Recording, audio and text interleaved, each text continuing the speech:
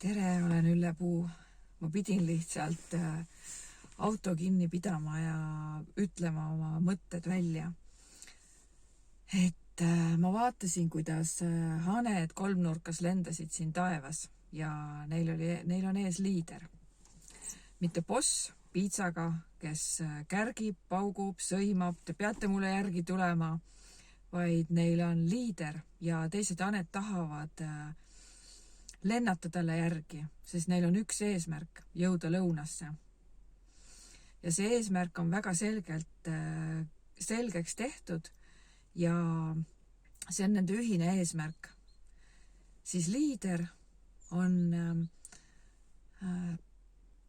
see, kes juhib neid edasi. Siis nii nagu loomakarjas on ka karjaliider, inimestel on oma liider. Elu on süsteemne ja kui sa vaatad loodust ja kõrvutad seda inimeste enda süsteemse eluga, siis on väga palju sarnaseid jooni ja paralleele. Hästi palju on looduses spiraali, ringi, ümmargused, ringikujulised, spiraalikujulised. Looduses on oma süsteemid välja mõeldud. Kes need lõi, eks ole? Jumal, universum, kes iganes. Sellest täna ei ole see teema jutustada. Tahtsingi öelda, et need, kes on ettevõtjad, need peaksid mõtlema, et kas nad on bossid või on nad liidrid, kes innustavad ja juhivad. Siis reeglid on loodud selle jaoks, et süsteem toimiks, nii nagu looduses see süsteem toimib. Siis nende vastu sõdides süsteem lõhutakse. Nii nagu inimesed hävitavad loodust, lõhuvad süsteemi. Inimesed teevad vihakõnesid, nad mässavad millegi vastu, selle asemel, et olla millegi poolt ja külvavad vihaenergiat, siis ka valgustöötajad külvavad vihaenergiat, kuigi nimetavad ennast valgustöötajateks. Siis vaadake, kuidas nad mida räägivad, mille vastu nad teid õhutavad. Kas te lähete sellega kaasa ja lasete ennast vihaenergiasse kaasa tõmmata, et mõelge natuke nagu selle peale. Ärge olge nagu lambakari, et see inimene, kes teid õhutab, et ta on liider või on ta boss. Kas ta innustab teid edasi või ta vihaga tõmbab teid ja ärritab üles, et te peate olema selle vastu. Te peate sõdima. Te peate tulema minuga kaasa. Tulge mõistusele, inimesed, öeldakse teile. Mina ütleks ka, tulge mõistusele. Kõik see, mis on vihaga üles ässitatud, see ei tööta, see ei toimi, sellel ei ole pikka ajalisust ja see lõhkuva energiaga. Siis inimesed ütlevad, et me tahame olla vabad. Me tahame olla vabad oma valikutes, oma tegemistes, oma otsustes, aga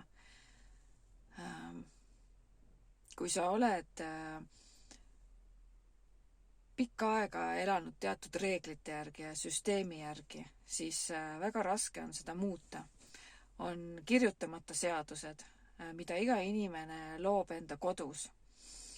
Et kui sa tuled tuppa, sa võtad välisjalanõud jalast ära, paned need ukse juurde, ei jäta sinna vedelema, jope paned nagisse, on kindel koht, kuhu sa paned, vahetad kodus riided ära, sa teed süüa retsepti järgi, mis on samamoodi reegel ja ettekirjutus. Sa võid seda retsepti küll muuta, aga sa pead asjad potti või panni panema või ahju plaadi peale ning sa võid improviseerida selle söögiga. Loomingulised inimesed kogu aeg improviseerivad, loovad midagi improvisatsioonis. majad ehitatakse teatud reeglite järgi, muidu see maja lihtsalt ei püsi. Küttesüsteemid, ahi, kõigiks on reeglid, oma süsteem. Ja see ei ole välja mõeldud lihtsalt niisama. Ja need, kes lihtsalt selle süsteemi vastu võitlevad, sõdivad, siis mis selle asemele siis tuleb? Kui sa oled selle vastu, mis on alternatiiv, mis sa välja pakud? Mis sa pakud välja? See, et sa lihtsalt lahmid siia ja sinna, see on vale. Ma võitlen selle vastu. Miks sa võitled? Seepärast ma tahan. Et see on lihtsalt sõdimise enda pärast. Kui anda inimestele vabadus, kui nad selle saavad, siis nad on nagu lambakari ja nad ikkagi otsivad liidrit, kes neid juhiks. Ettevõttel on oma liider, poliitikas on oma liidrid, riigil on oma liider, nii nagu on Ane Karjal oma liider. Inglitel on peaingel. Ja see on süsteem. Ja inimesed on erinevad, individuaalsed. Ühed on loodudki liidriteks, teised on järgijateks, kohusetäitjateks. Igal ühel on oma roll nagu sipelgapesal. Nagu mesilastel. Nagu kõigel. No ei ole sellist kohta, kus ei oleks. Mis ma siis tahan öelda? Inimesed läbi aegade on otsinud sellist nagu iidoleid ja kummardanud iidoleid. Kas see on siis mingi bränd? Gucci, Versace, Nike või Adidas? Või Tallinn Dolls?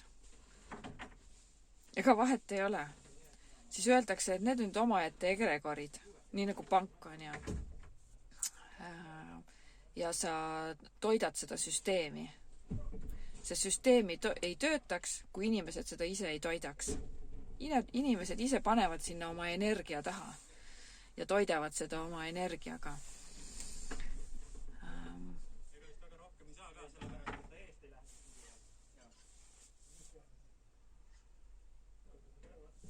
Ja kui sellelt süsteemilt inimeste energia ära võtta,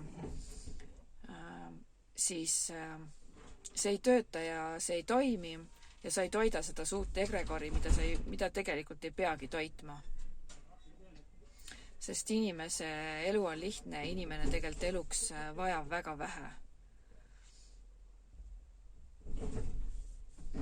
Lihtsalt meil on praegust tarbimisühiskond, kus võidab see, kellel on kõige rohkem, aga tegelikult võidab see, kellel on palju kogemusi ja ta nendest kogemustest oskab omad järeldused teha, oskab neid rakendada ellu, suudab säilitada emotsionaalset ja vaimset tasakaalu, suudab areneda ja õppida ja iseendast maha jätta sellise positiivse hea jälje ja kes annab iseendast parima, et muuta ka teiste inimeste elu paremaks läbi iseenda tegevuse. Sest igaüks panustab, kõiki inimesi on meil vaja, kõiki ameteid on meil vaja. Ja ma olen hästi palju viimasel ajal märganud, et öeldakse, et kas sa tahadki olla koristaja või kas sa tahadki olla sibi või aga miks mitte? Te ei saa ilma koristajate hakka, nad on väga väärtuslikud inimesed. Ja neid on väga vaja.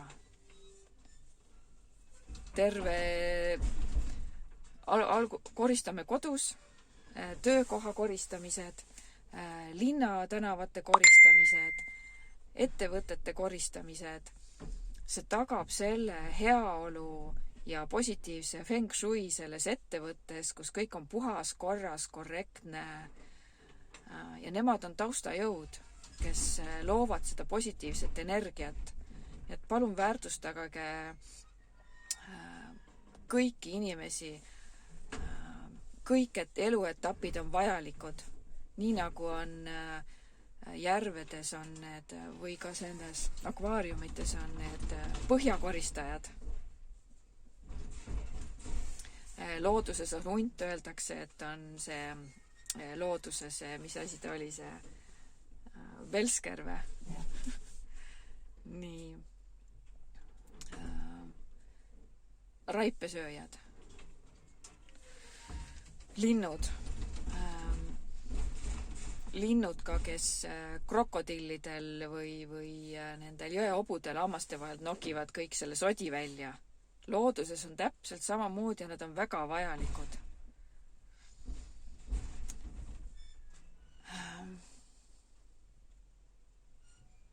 Ma läksin vähe võib-olla nüüd väga mõttesse, võib-olla mõne mõttega vähe laiali. Püüan mõni teine kord jätkata. Aga tahangi öelda, et osake märgata, hinnake iseenda panust iseenda elus ja teiste inimeste elus. Aitäh!